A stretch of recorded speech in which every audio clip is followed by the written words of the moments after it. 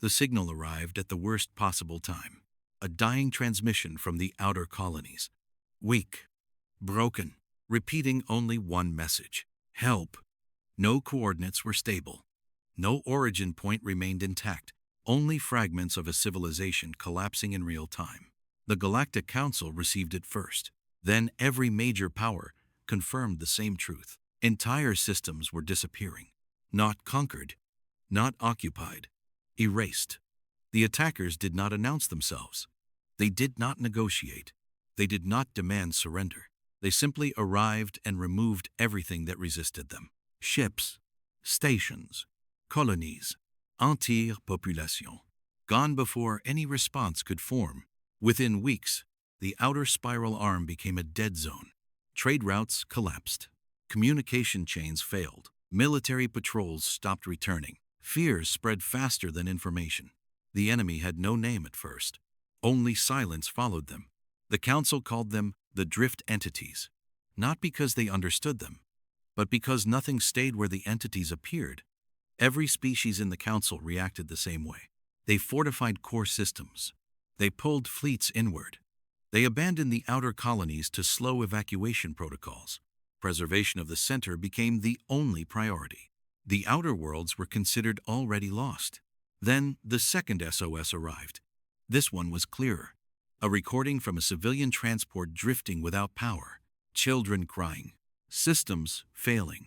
Life support at its final minutes. And a final sentence spoken by an unknown voice. Is anyone still out there?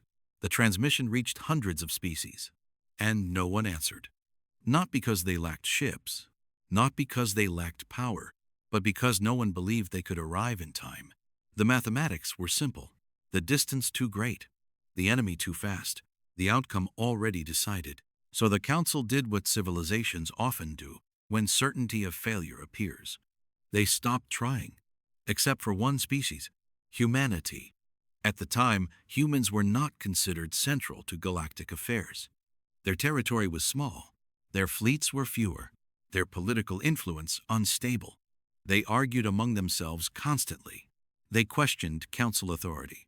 They rejected coordinated defense plans more often than they accepted them. To many species, humans were unpredictable. To some, they were unreliable. To a few, they were a liability. So when the emergency call was broadcast, most civilizations did not expect a human response. In fact, many did not even consider them relevant. But the first answer came from Earth.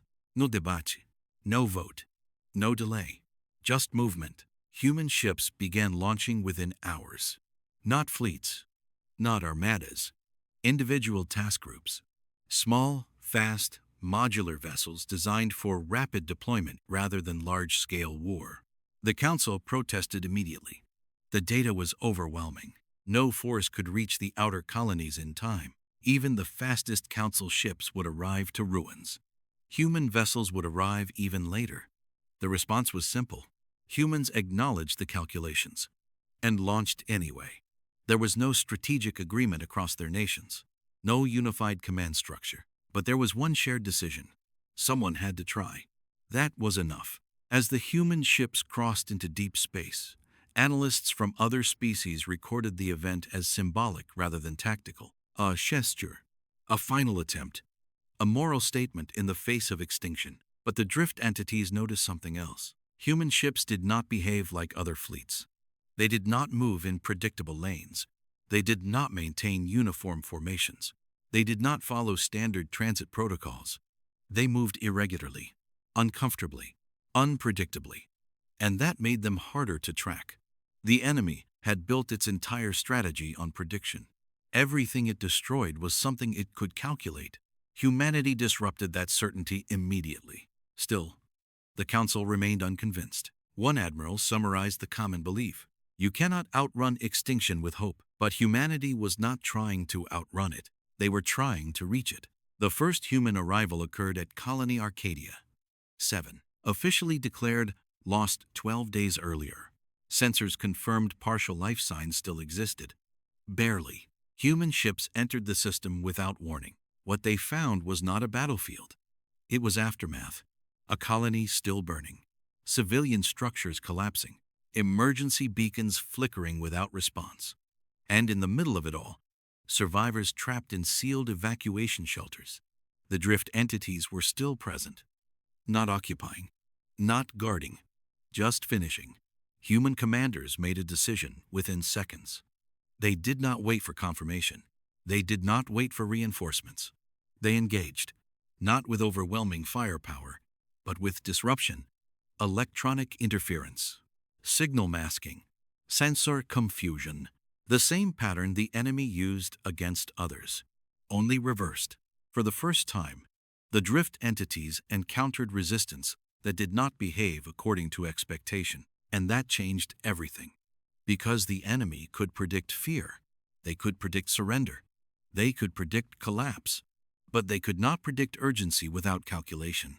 Humanity did not hesitate long enough to be modeled. Inside Arcadia 7, evacuation began immediately. Survivors were pulled from sealed shelters. Life support systems were restored manually. Emergency corridors were carved through debris. Not efficiently, not safely, but fast. When the drift entities attempted to respond, they found something new. Their target was already gone. The humans had extracted it. Not perfectly, but successfully. By the time enemy reinforcements arrived, the colony was empty of everything except ash and memory. And human ships were already gone. The Council received the report with disbelief. One colony saved, at the cost of exposing human vessels to certain destruction. Logically, it made no sense. Strategically, it changed nothing. But it had happened.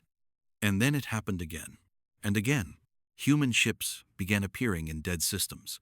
Sometimes too late. Sometimes just in time. Never predictably. Never safely. But always moving. Always responding. Always trying. The drift entities began adjusting their models. They discovered something they had never encountered before. A civilization that refused to accept statistical inevitability. A species that acted as if probability did not define outcome. And in that refusal, they introduced instability into the enemy's perfect system. For the first time, the war was no longer one-sided. And somewhere in the darkness between dying stars, the enemy began to hesitate. Not because they were losing, but because they could no longer be certain they were winning. The drift entities had never experienced uncertainty. Their entire existence was built on predictive dominance.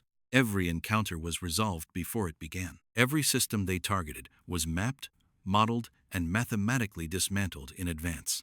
Until humanity, human ships did not follow predictable survival patterns. They did not abandon failing colonies in time. They did not concentrate strength in defensible systems. They did not retreat when logic demanded withdrawal. Instead, they arrived at impossible windows of time, sometimes early, sometimes too late, sometimes exactly when survival should have been impossible. And yet, survival occurred. This inconsistency began to destabilize drift calculations. At first, the enemy assumed data corruption, then misinterpretation, then sensor interference. But the pattern repeated too often to ignore. Humanity was not breaking the rules of warfare. They were ignoring the premise that rules determined outcome.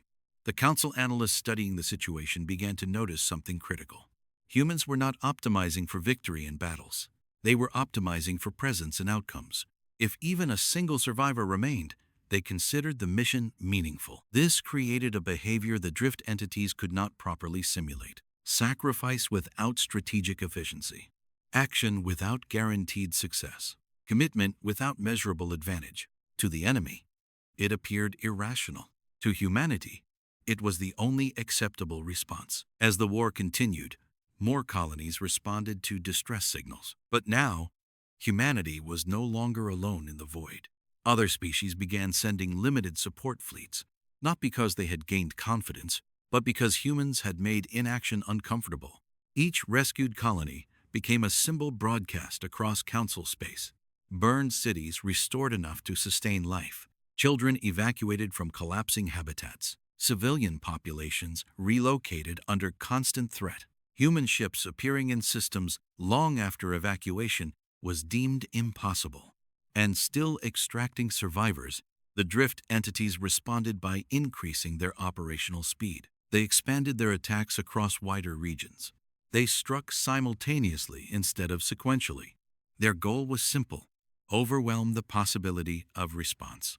It worked against every civilization before, except humanity. Because humanity did not require certainty to act, they required only a chance, even a small one, and they would take it. This difference created the first major turning point in the war, the Battle of Lumen Reach, a system containing 12 populated colonies, all marked for simultaneous destruction. Council intelligence predicted total loss within hours. Evacuation impossible. Reinforcement unreachable. Survival probability negligible. Humanity disagreed. Not in words. In action, 17 human vessels entered the system before the drift entities initiated the strike. 17 ships against a multi-system extinction operation. Council observers recorded the event with detached expectation. They anticipated delay, containment, symbolic resistance. Instead, they witnessed disruption. Human ships did not engage the enemy fleet directly. They targeted infrastructure, relay nodes, navigation anchors, sensor grids, anything that allowed the drift entities to synchronize their assault. Within minutes, enemy coordination began collapsing. Their attack pattern fragmented, not because they were defeated, but because their timing no longer aligned. That misalignment created gaps, and humanity used every gap. Evacuation corridors opened where none should exist. Civilian transports escaped through blind zones. Entire population clusters were extracted under collapsing conditions. It was not clean. It was not complete. But it was real. When the drift entities finally regained control of their systems, the colonies were already partially empty. The operation had failed, not decisively, but meaningfully. For the first time, the enemy began to experience something unfamiliar. Delay, not defeat, but interruption. And interruption was dangerous, because it meant their predictions were no longer absolute. Across the Council, reactions shifted. Hope returned cautiously. Analysts revised survival models. Military planners recalculated engagement probabilities. But beneath the optimism, a deeper concern emerged. Humanity was becoming central to every success. Without them, systems failed. With them, systems survived. This created political tension inside the Council. Some species demanded full integration of human command structures. Others feared dependence on a younger civilization. A few openly questioned whether humanity was truly acting in the Council's interest. Human representatives remained silent during most of these debates. They did not argue. They did not demand authority. They simply continued responding to distress calls. System after system, colony after colony. Sometimes successful, sometimes not, but always committed. And in doing so, they revealed something the Council had not yet fully understood. Humanity was not trying to win a war. They were trying to refuse abandonment. This principle became the foundation of every subsequent operation, and it terrified the drift entities more than any fleet engagement ever could, because it meant humanity could not be removed from the equation without collapsing the entire response system. They were no longer a supporting force. They were becoming the condition for survival itself. The war was no longer about territory. It was about dependency. And whoever controlled survival dependency controlled the future of the galaxy. The drift entities realized this too late. By then, humanity had already begun preparing something the Council had never authorized: a coordinated deep space extraction network designed not to fight the enemy, but to outlast them. The Council never formally approved what humanity did next. There was no vote, no unanimous agreement, no ceremonial authorization, because by the time the Council realized what was happening, the structure of the war had already changed. Humanity had built something in the silence between battles: a network of extraction routes, hidden relay stations, emergency corridors mapped through dead space and unstable systems. Not a fleet, not a weapon, a response system designed for one purpose: to reach what others abandoned and bring it back, alive if possible, or at least not forgotten. The drift entities noticed the shift almost immediately. Human presence across the battlefield changed in nature. They were no longer reacting to individual distress signals. They were anticipating them, arriving before collapse reached completion, moving through regions the enemy assumed were sealed. Not through strength, but through timing, the enemy began to realize something unsettling. Humanity was building memory into space itself. Every rescued colony became a data point. Every failed evacuation became a lesson. Every near miss refined the network further. And the more the drift entities expanded destruction, the more efficient humanity became at responding to it. The war stopped being a sequence of attacks. It became a cycle of reaction and adaptation, and humanity was adapting faster. The turning point came at the Helios Expanse, a region containing hundreds of scattered colonies across fractured star systems. The drift entities launched a synchronized purge. Every system targeted simultaneously. No warning, no pattern, just erasure. The Council declared the region lost within minutes. Humanity disagreed again. But this time, they did not send ships individually. They activated the network across the galaxy. Hidden human stations lit up in sequence. Relay points that had never been officially recorded began transmitting emergency coordination signals. Civilian ships previously thought to be independent suddenly converged into structured evacuation routes. Even Council observers were unaware of the full scale until it unfolded in real time. Humanity was not sending help. They were organizing survival, not reacting to chaos, not improvising under pressure, but structuring survival itself into something that could be repeated, scaled, and sustained across collapsing systems. At Helios Expanse, human ships did not arrive as a conventional fleet. There was no single formation, no unified spearhead, no dramatic synchronized entrance designed to intimidate an enemy. Instead, they arrived as fragments of a system already in motion. Each vessel was independent in appearance, but not in function. Every ship understood its role before it even entered real space. Every captain had received not just a destination, but a sequence of conditional objectives tied to events that had not yet occurred. Every route was pre-calculated, not as a straight line through space, but as a branching structure of possibilities. If one corridor collapsed, two alternatives were already active. If one colony fell silent, evacuation protocols automatically shifted to secondary populations. If communication failed, timing itself became the signal. And most importantly, every evacuation corridor was already partially executed before engagement even began. This was not deployment. It was continuity. It was the extension of planning into reality itself. The drift entities did not recognize it at first. To them, warfare was a process of disruption. Identify structure, break structure, observe collapse.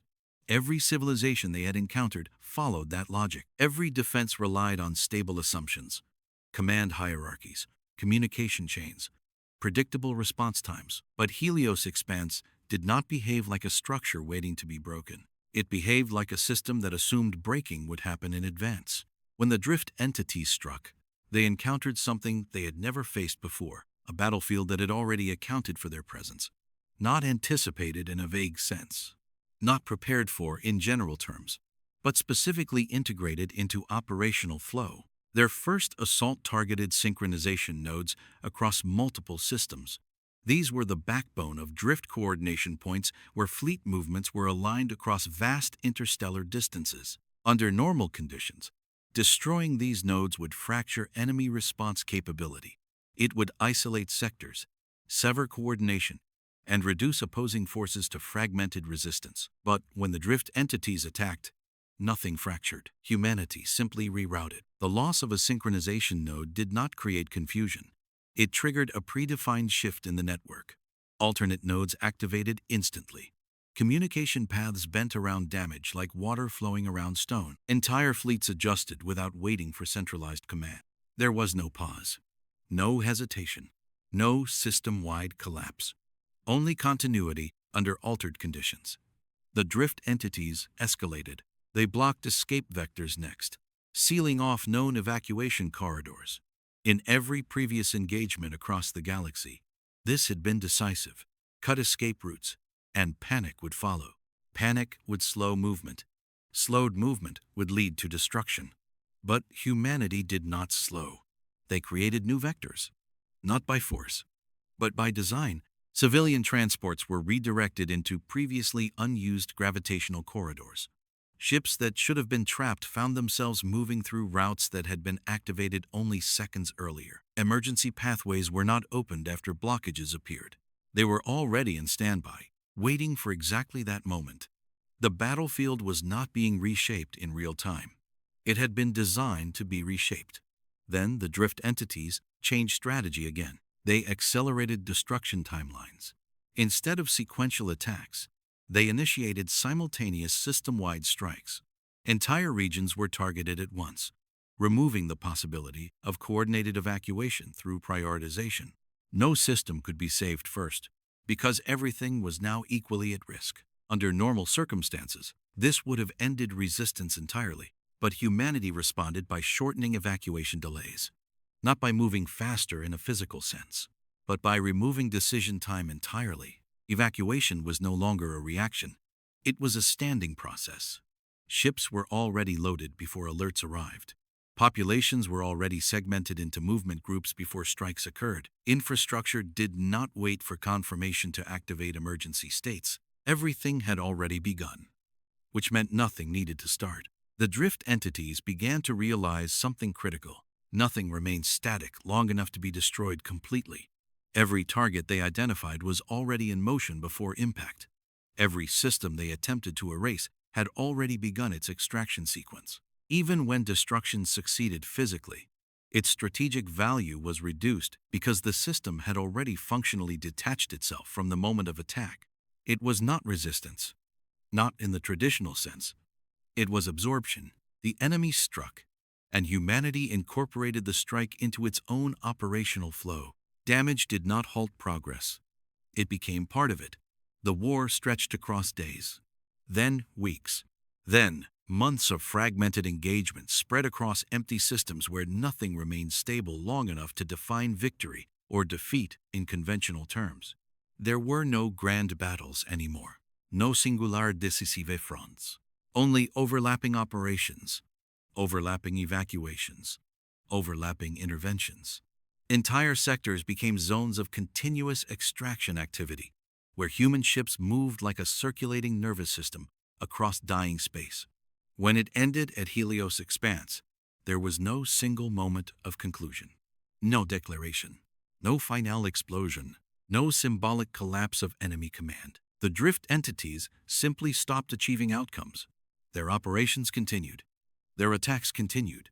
But results no longer aligned with intention. Systems they targeted no longer behaved as expected. And slowly, without recognition of failure as a concept, their operational coherence dissolved. Helios Expanse was not intact. That would have been impossible. Entire colonies had been partially destroyed. Infrastructure had collapsed in multiple regions. Civilian populations had suffered irreversible losses. But it was not erased, and that distinction changed everything. Millions had been saved. Not all, not cleanly, not perfectly, but enough to matter. Enough to preserve continuity of civilization. Enough to ensure that extinction had been delayed rather than executed. And that was the moment the drift entities broke their most fundamental assumption. They could not fully eliminate human influence, because humanity did not exist in one place. They did not occupy territory in the way other civilizations did. They did not rely on static infrastructure. They existed in movement, in coordination, in response itself. Humanity had become distributed across process rather than location, a network that only partially existed in physical space, but fully existed in operational behavior. The Council finally understood what they had been witnessing. For years, they had interpreted human involvement as intervention, as support, as auxiliary action in a larger galactic response. But that interpretation had been incorrect. Humanity was not a supporting force. They were the system that allowed response to exist at all. They had become the galaxy's emergency reflex, a living infrastructure of reaction, adaptation, and persistence, embedded into every critical survival pathway. Remove them, and the system failed to respond at all. Include them, and survival became structurally possible. But survival had a cost that the Council struggled to fully acknowledge. Human losses were no longer rare events that could be individually mourned and politically managed.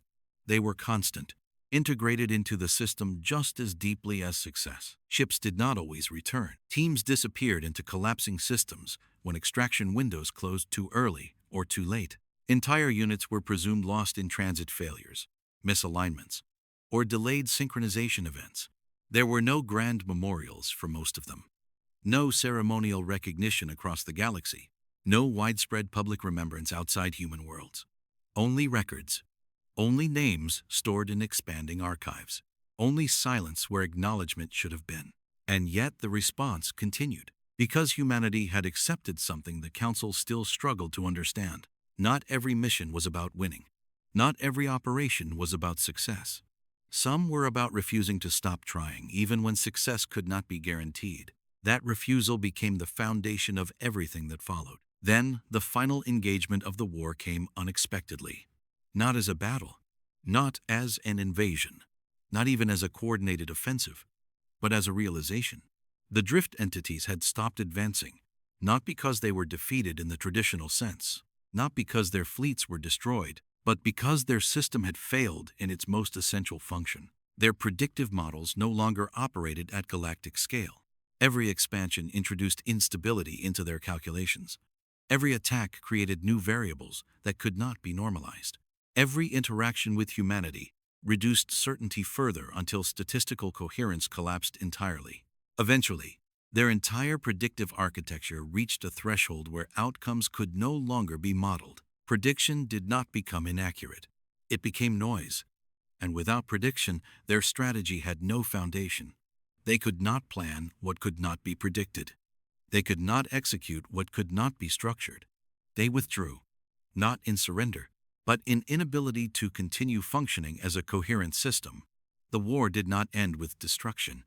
It ended with exhaustion of certainty itself. In the aftermath, the Council attempted to reconstruct what had happened. Their conclusion was simple, but unavoidable. Every civilization they had relied upon acted primarily when survival appeared achievable. They responded to probability, to feasibility, to calculated chance. Humanity acted even when survival did not appear achievable, even when success was unlikely, even when failure was expected, even when time had already run out. That difference changed everything. Years later, when the Council established permanent emergency protocols for all known space, one rule became absolute. No system was left without human coordination capability, not because humanity was the strongest military force in the galaxy, but because they were the only ones who would still arrive when logic said not to act. And when the galaxy once again sent its final SOS, it became clear why only humans responded. Because only humans believed an answer still mattered, even in the silence, even in the dark, even at the end, even when the universe had already decided it was too late. They still answered,